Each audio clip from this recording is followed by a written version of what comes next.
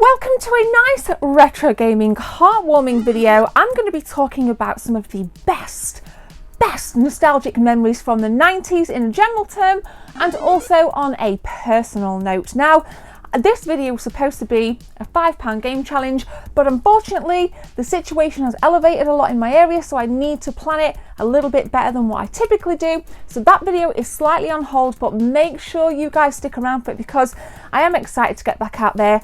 We had the last £10 PS4 game challenge, which actually only spent £9.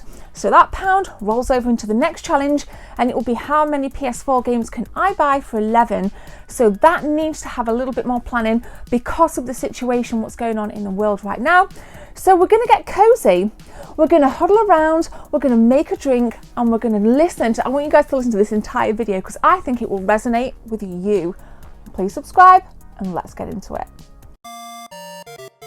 So generally speaking then, if you're in the United Kingdom, you'll know about the famous Argos catalogue. Rest in peace, Argos catalogue, because they've now stopped it. Back in the day, that was my internet. That was our internet. We would leaf through those pages looking for toys. And then when gaming became an absolute boom in the early 90s for me, you'd kind of be leafing through for Super Nintendo stuff, Game Boy stuff. I literally used to, like when that Argos catalogue came into the house as a kid, it was just amazing because you'd do your very best to kind of maybe leave it open at a certain page for something that you really wanted. And we used it the most at our grandparents on my mum's side. We didn't see them that often. So the Argos catalogue became this like Bible for picking out different games and different toys. They ended up buying us clothes anyway. Not that many kids back then wanted clothes, we wanted toys and video games and fun stuff like that. And it was just, like, I'll never forget, I'd go straight to the index. Because you do the kind of thing where you'd leaf through, you'd like spin the pages, couldn't find the toys, straight to the index, find the toys, and I would spend hours looking at these things because it was the only bit of media that I had to look at these toys unless I was lucky enough to catch them on an advert on the television. So I really freaking love like the 90s catalogues, mate. That was absolutely freaking immense. Another thing for me, and let me know if that resonates with you, by the way, I just want to kind of give a massive shout out to Woolworths.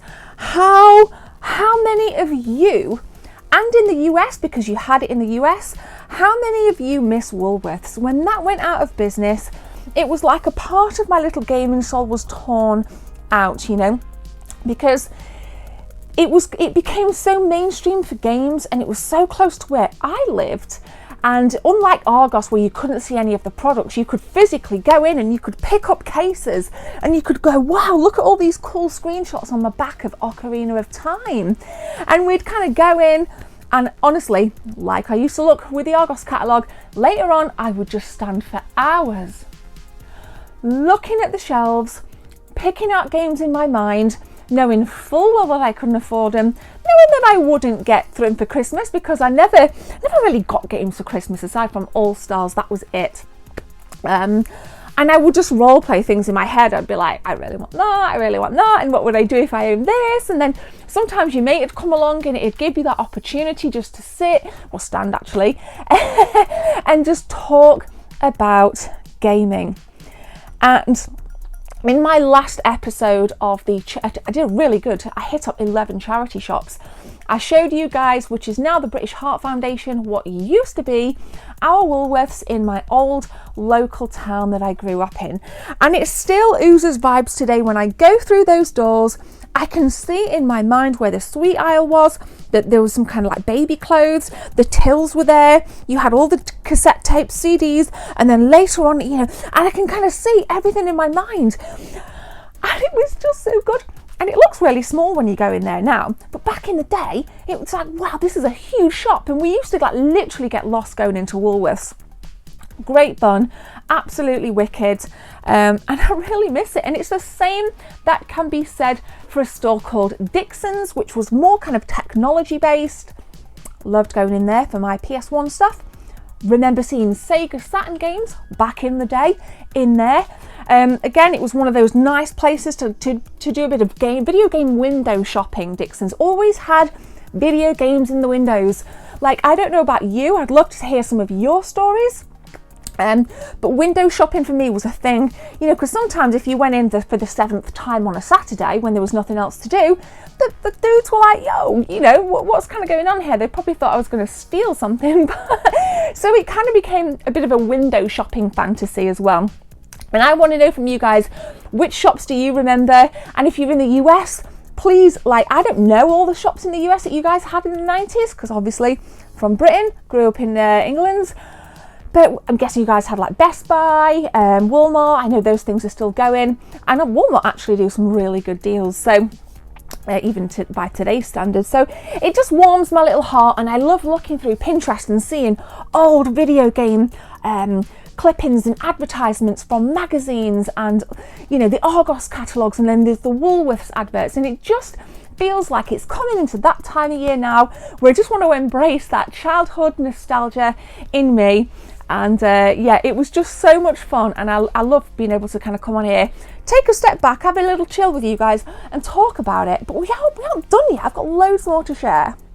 Now, here in the UK, there used to be a game show called Games Master, and we used to watch it. And again, no internet back then.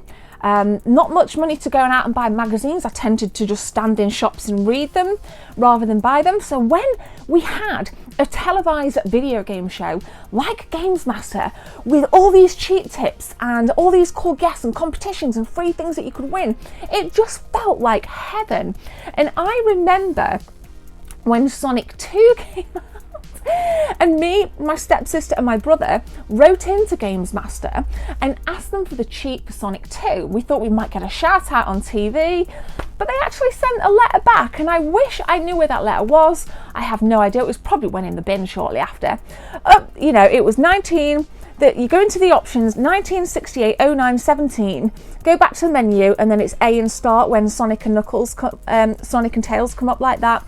And I'll never forget getting that letter, and I just felt like so famous. I felt like so empowered and so amazing that we had a written letter from the TV show Games Master with the cheat to Sonic 2, and I'd frame it now if I had it. So that was wicked, and there was a magazine to accompany it. And I've listened to some podcasts, the Retro Hour podcast, and they had some of the old presenters from there were kind of guests on that podcast, and it just enabled me to kind of relive some of that. So that was pretty wicked as well. And I think these days, you know, shows like mine become our gaming bingers now, and it's great to be able to be on here talking about things that I liked when I was a kid, and maybe, you know, fueling you guys' motivation. So it's really, really cool. Yeah, Games Master, let me know, thumb it up in the chat if you watched Games Master as a kid. And to my North American viewers, Australian, wherever you are in the world, what did you have on the TV? I'd be interested to know what shows really took up your time when you were growing up. So way back in the early 90s, my stepsister, it was Christmas 1991, and it was the first Christmas we had with my stepsister, and there was a knock on the door quite early actually, and I remember, I can see it in my mind crystal clear, her dad at the door with a Sega, it was that Sega Mega Drive behind there, the Sega Mega Drive with some games. There was Ultra Beast, Michael Jackson's Moonwalker, and Sonic 1, which was a Sonic 1 bundle. And that was my first true console gaming. I'd played the Master System up to that point, but that was my first true kind of binge-worthy console gaming on Sonic. And I think I've mentioned years ago in a video, I remember all three of us, me, Scott and Carla, we would close our eyes to go to sleep at night, and all we would see are rings, just rings. And I kept saying to my dad, Dad, and he'd like, stop playing those games then, you know, as parents did back then. But that was really cool, and that really brought me into the 16-bit period. And then later, very much later, when I think we'd moved house, we were in a different town. I remember going to Meadow Hall, which is in Sheffield, a huge mall in the UK. Not as big as some, but huge. And we weren't overly allowed to get involved in things as kids. So I remember kind of like, we were on the top floor, and I remember seeing my stepmom's bag. She had a little handbag, and poking out the top of this handbag was the Mario All-Stars VHS. And I didn't know there was a VHS at that time. And I was like, okay, but where's the SNES? Where's the game? You just bought me a video, and I was really, really anxious about it. And then on that Christmas morning, obviously I got the All-Stars set, which I actually have up there. And that was a very, very, very, very, very warm 90s gaming memory for me. You know, my very first console. What a great game, All-Star. So I've got 4 games in one to keep me happy. I've got this amazing VHS I can watch over and over again with different tips in. Oh my goodness, I felt like $1 million.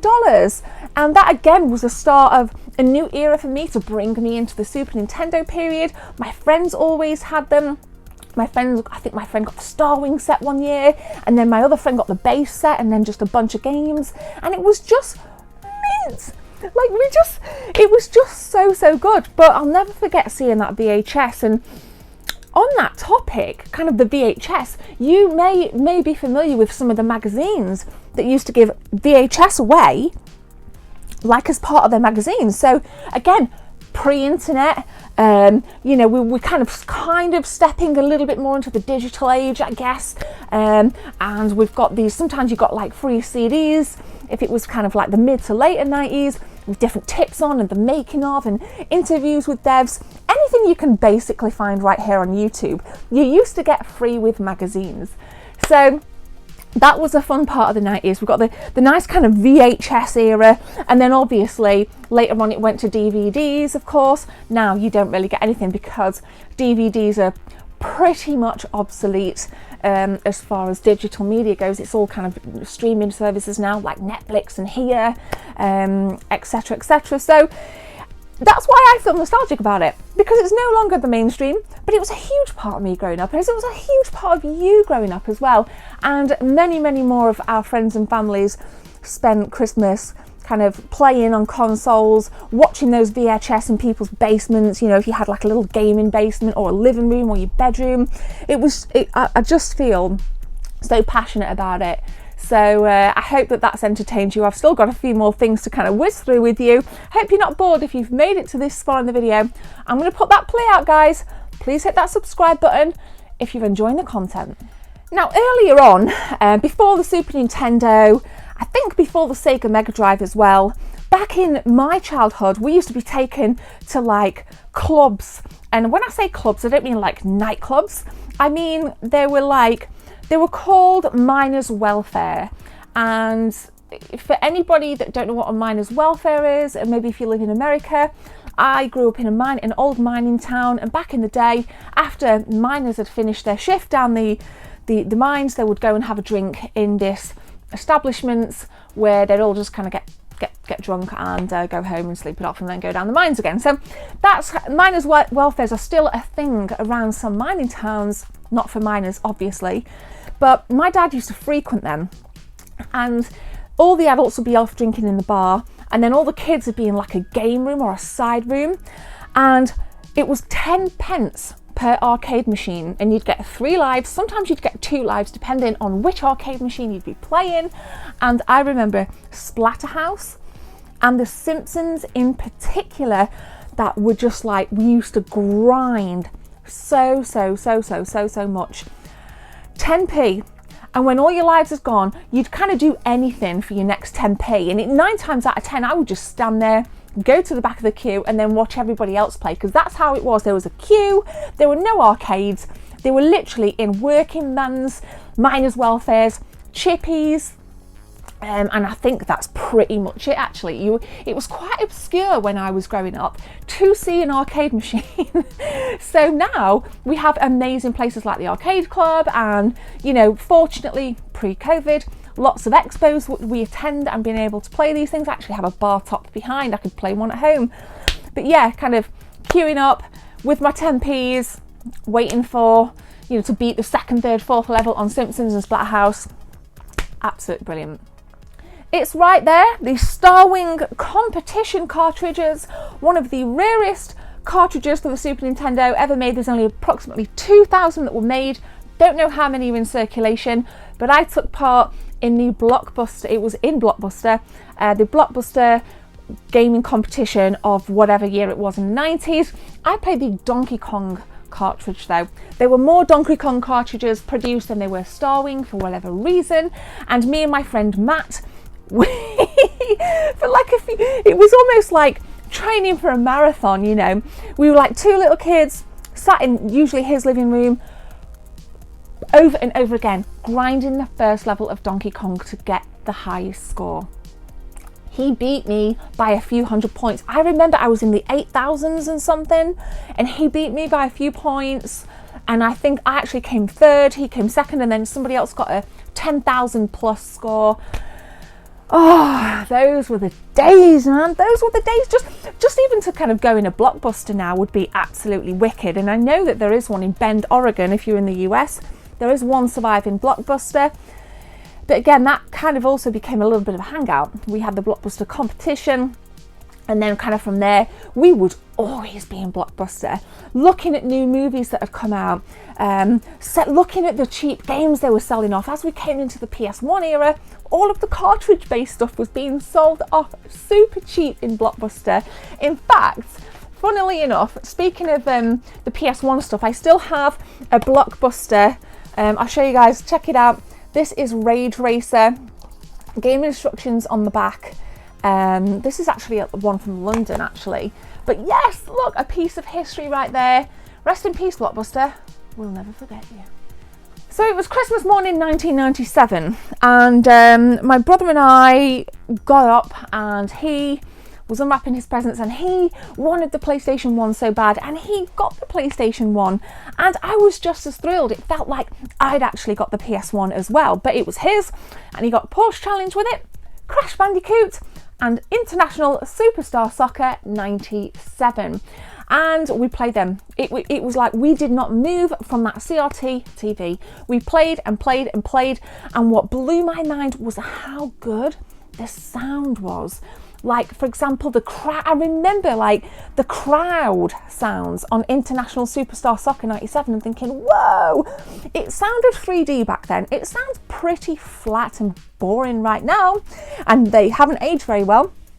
But the revving of the engines on Porsche Challenge, you know, the music, the different levels of kind of sound that you would hear on Crash Bandicoot, the sound effects, everything just really fit together in Christmas 97. And it was my last Christmas at home before I moved out. I was only 15, but me and Scott still talk about it to this day, and me and Scott still feel like it happened yesterday. So we have such fond memories. And in fact, Scott, if you're watching, I want you to make a comment below, and I want my brother to tell me what some of his favourite gaming memories were. But they're some of the things that really stick out for me. So it's a warm one today, guys. Sorry we haven't got out and about. Again, it's very tough times out there for everybody, so I hope you're staying safe. And I just want to thank you for supporting my content. Again, if you can hit that subscribe button, it would mean the world to me. I'm going to leave it there. Have a good one. My name is Joanne. Take care. See you soon.